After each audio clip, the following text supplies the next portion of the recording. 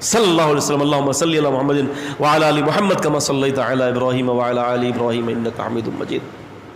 سبحان اللہ وبحمدہ سبحان اللہ العظیم.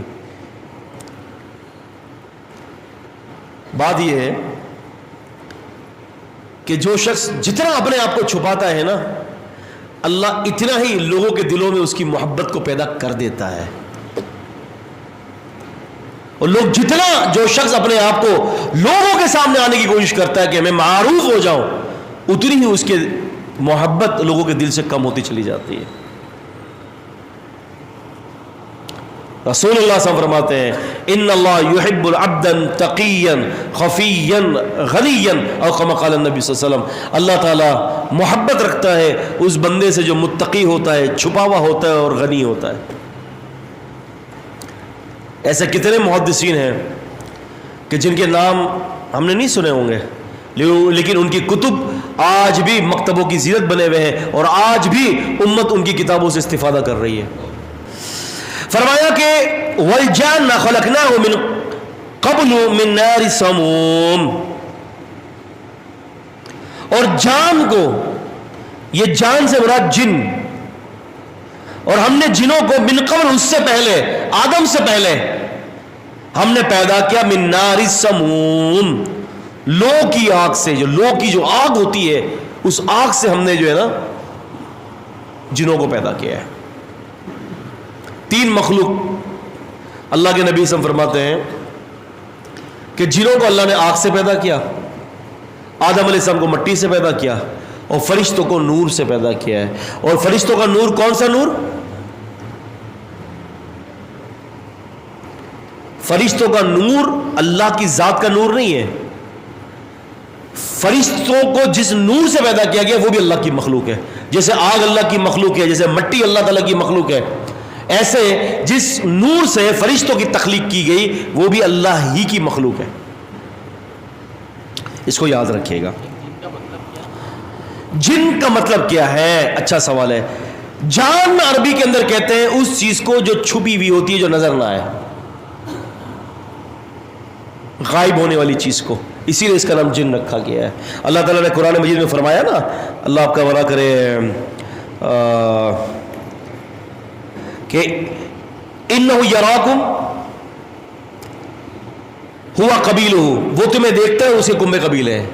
جن دراصل جو لفظ ہے نا، ڈھانپنے والی چیز نہیں ہوتی. کوئی چیز ڈھپ جاتی ہے، چھپ جاتی ہے ڈھپنے کے بعد.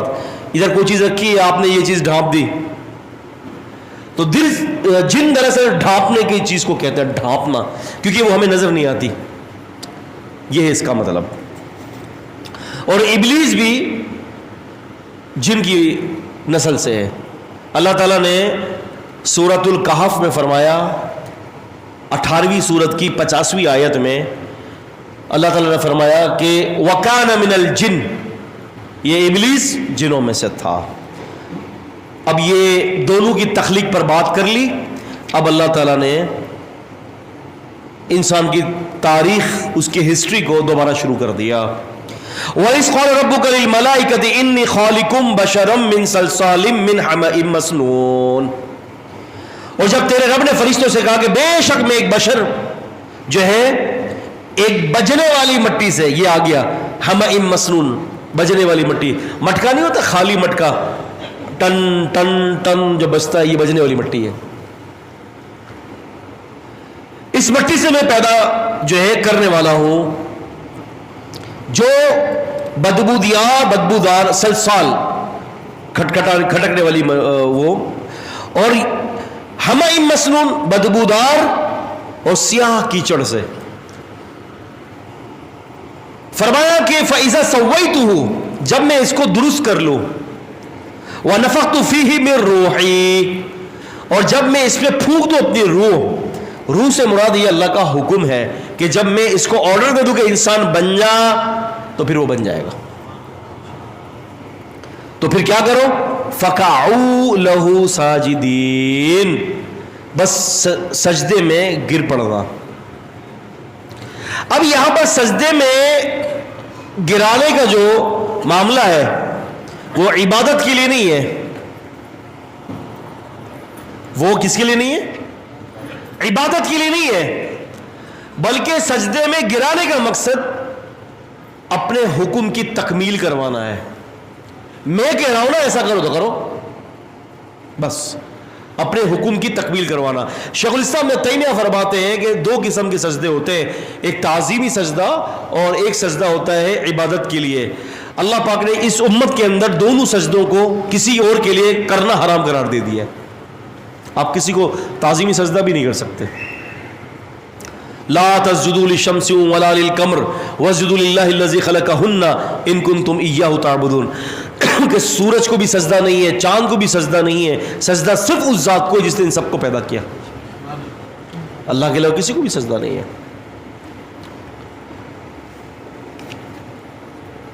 فَإِذَا سَوَّيْتُ وَنَفَخْتُ فِيهِ مِن رُّوحِي فَقَعُوا لَهُ سَاجِدِينَ فَسَجَدَ الْمَلَائِكَةُ كُلُّهُمْ.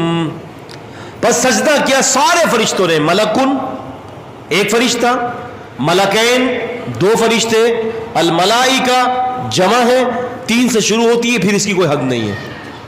کتنے فرشتے تھے اللہ تعالیٰ جانتا ہے. پھر سارے فرشتے سجدوں میں گر پڑے الا ابلیس، ابلیس کے علاوہ، کیونکہ یہ فرشتہ نہیں تھا. وہ ابا انکار کیا ان یکون مع الساجدین، کہ وہ سجدہ کرنے والوں میں سے ہو جائے. میں نہیں کروں گا. اچھا میں یہاں پر آپ کو یہ بات بتانا چاہتا ہوں کہ یہ اس کا جو بغض تھا نا اللہ تعالیٰ کی ذات سے، یہ اسی وقت پیدا نہیں ہوا ہوگا. اللہ تعالیٰ کے حکم کے خلاف جو یہ آج اٹھا ہے نا اس موقع پر، جو یہ ذکر کیا گیا ہے، جو یہ اللہ تعالیٰ کا باغی بنا ہے. ایک دم سے کوئی بندہ باغی نہیں بنتا عزیزوں. اس کے سینے کے اندر آپ پتہ نہیں کب سے اللہ تعالیٰ کی بغاوت پر بھڑک رہی ہوگی، اور جو آج اس کو موقع مل گیا ظاہر کرنے کا. آپ سمجھ رہے ہیں؟ پتہ نہیں کب سے بغاوت میں لگا ہوگا، یہ تو اللہ ہی کو علم ہے. فرمایا کہ انکار کر دیا، میں نہیں کرتا. اور سورہ بقرہ میں کیا فرمایا؟ ابا واستکبر وکان من الکافرین.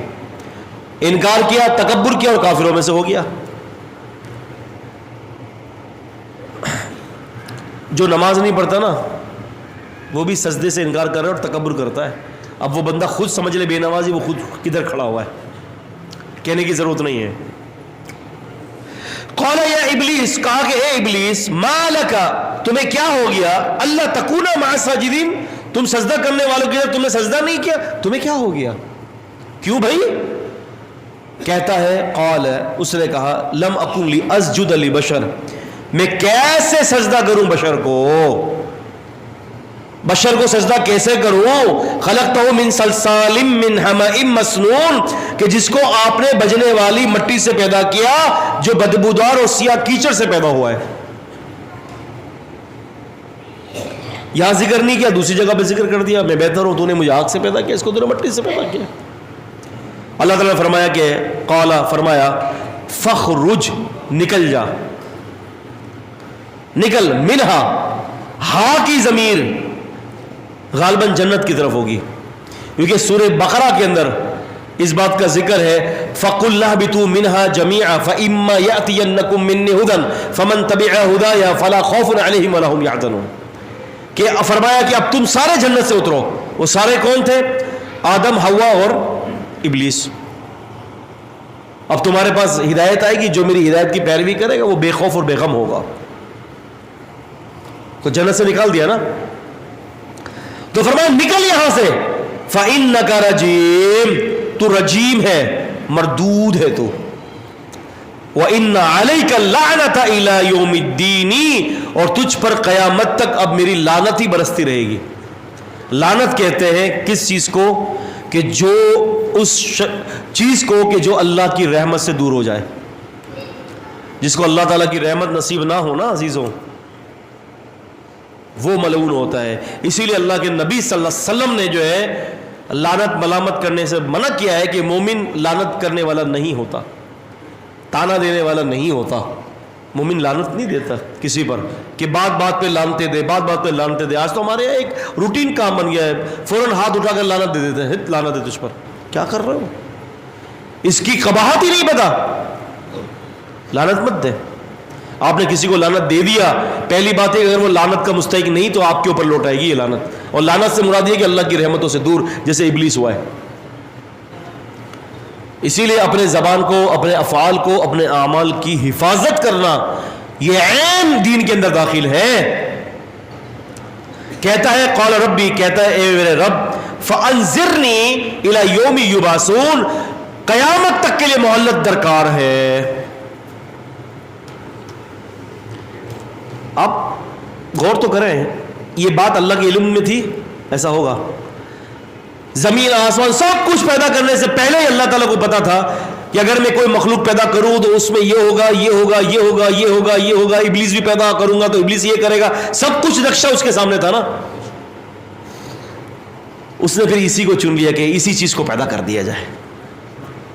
ورنہ اور بھی اگر مخلوق اللہ تعالیٰ کے علم میں اگر اور کسی کو پیدا کرتا تو اس کے اندر کیا ہوتا. اور اس ایک مخلوق کے لیے، انسانوں کے لیے، دیگر ساری مخلوقات کو پیدا کر دیا اور انسان کے تابع کر دیا. لا تقوم الساعة حتى يقال في الارض ارضی اللہ اللہ. قیامت تو واقع ہوگی نہیں جب تک کہ ایک بندہ بھی زمین پر اللہ اللہ کہنے والا باقی ہے. اللہ تعالیٰ زمین و آسمان کے 14 طبق اس ایک مومن بندے کے لیے جاری رکھے گا. مرے گا وہ ختم، نیست و نابود. معلوم تھا پہلے سے ہی اللہ تعالیٰ کو کہ میں یہ مخلوق پیدا کروں گا، اس میں یہ ہوگا، یہ ہوگا، یہ ہوگا. ابلیس ہوگا، وہ یہ منع کر دے گا، وہ یہ ہوگا. سب کچھ پلاننگ. جیسے وہ قدیم ہے اللہ تعالیٰ، اس کا عمل بھی اس کی طرح قدیم ہے، اس کا غیب کا علم بھی اس کی طرح قدیم ہے. تو اس نے بنا لیا پروگرام کرنا ہے. جب فرشتوں سے کہا تھا انی جاعل فی الارض خلیفہ، قالوا اتجعل فيها من يفسد فيها ويسفك الدماء ونحن نسبح بحمدك ونقدس لك قال اني اعلم ما لا تعلمون وعلم آدم الاسماء كلها ثم عرضهم على الملائكة فقال انبئوني باسماء هؤلاء ان كنتم صادقين قالوا سبحانك لا علم لنا الا ما علمتنا انك انت العليم الحكيم قال يا آدم انبئهم باسمائهم هؤلاء قال يا آدم انبئهم باسمائهم. پورا واقعہ ہے. فلما انبأهم قال الم اقل لكم اني اعلم غيب السماوات والارض واعلم ما تبدون وما كنتم تكتمون. فرمایا ہم نے کہا فرشتوں سے سجدہ کرو، فرشتوں ہم نے زمین پر خلیفہ بنانے والے. تو فرشتوں نے کہا کہ یا اللہ آپ ایسی مخلوق بنائیں گے جو زمین میں خون ریزی کرے گی، فساد پھیلائے گی. ہم تو آپ کی تقدیس اور پاکیزگی کی بیان کرنے میں مصروف ہیں. سارا واقعہ بتایا. اور یہاں پر اللہ تعالیٰ یہ فرما رہے ہیں کہ یہ اب یہ کہہ رہا ہے کہ مجھے قیامت تک کے لیے موقع مل جائے تو کیا ہی بات ہوگی. اور اللہ تعالیٰ کی تو منشا تھی یہی کہ اس کو قیامت تک موقع ملے تاکہ ایمان والوں کو آزمایا جائے. هو الذی خلق الموت والحیاة لیبلوکم ایکم احسن عملا وهو العزیز الغفور.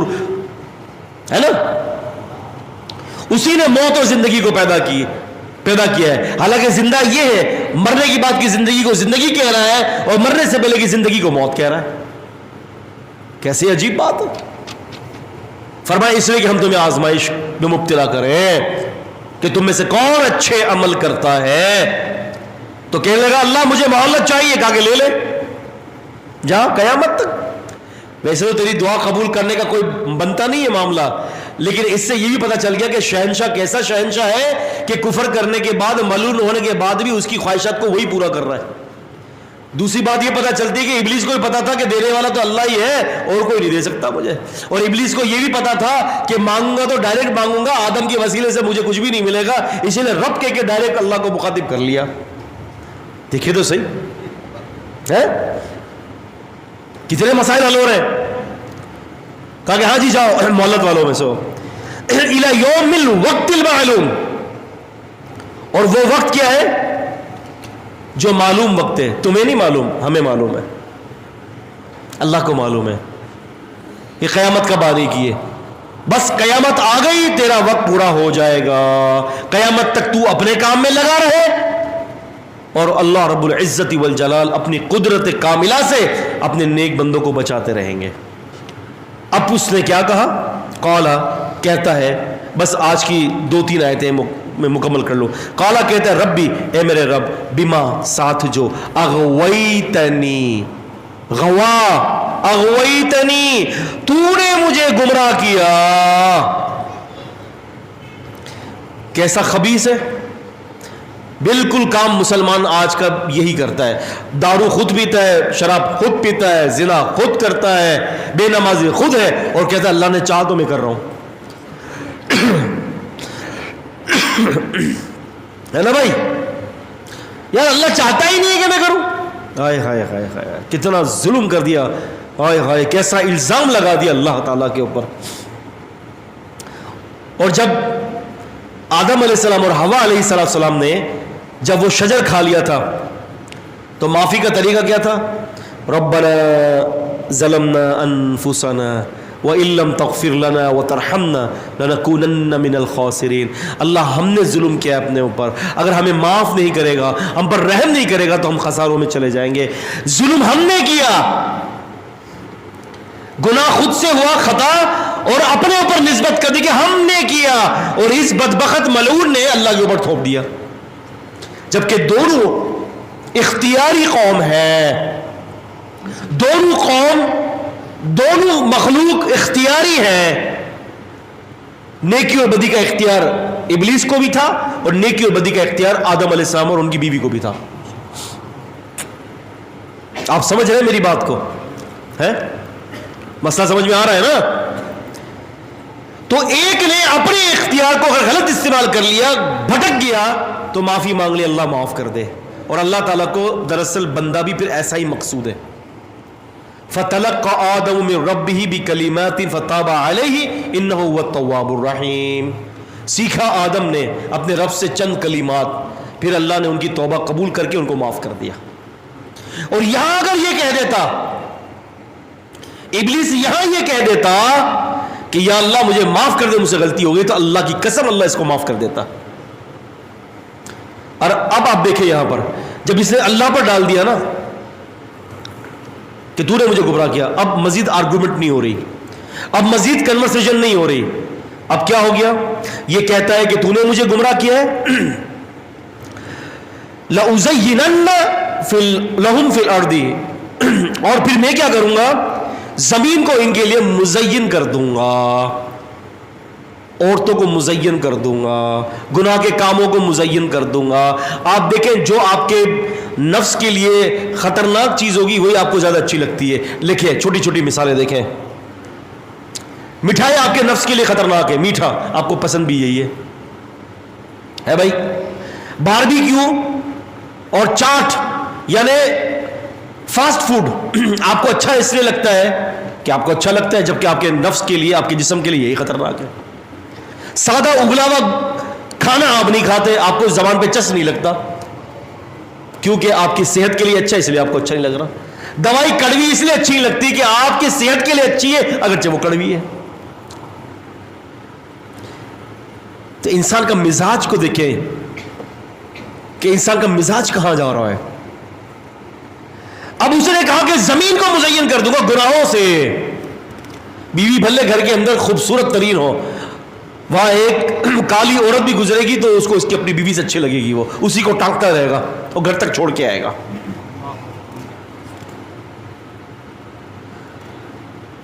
ایسے قسم کے لوگ ہیں. وَلَأُغْوِيَنَّهُمْ أَجْمَعِينَ, اور سب کو گمراہ کر دوں گا. اس نے ارادہ تو سب کا کیا نا گمراہ کرنے کا. اب جس کو اللہ تعالیٰ بچائے گا وہ بچ جائیں گے, لیکن ان سب کا بھی گمراہ ہونے کی نیت کا, گمراہ ہونے کا گناہ اسی کے اوپر ہے. فرمایا الا, وہ کہہ رہا الا سوائے عبادک منہم المخلصین, جو آپ کے مخلص بندے ہوں گے میرا ان کے اوپر کوئی زور نہیں چلے گا. اللہ تعالیٰ فرماتے قالا, فرمایا ھذا, یہ صراط علی مستقیم, یہ سیدھا رستہ ہے جو میری طرف آتا ہے. اللہ مستقیم, جو سیدھا رستہ ہے وہ یہی ہے, صراط مستقیم. تو یہاں پر اللہ تبارک و تعالیٰ نے آدم علیہ الصلوۃ والسلام اور شیطان کے حوالے سے ہسٹری ہمیں بتائی ہے, ہسٹری آف ہیومینٹی, انسانیت کی ہسٹری اللہ پاک نے یہاں پر جو ہے وہ ہمیں بتا دی کہ کیسے ہے اور کیا ہے اور کس طرح سے ہے. انشاءاللہ تعالی ہمارے اگلی کلاس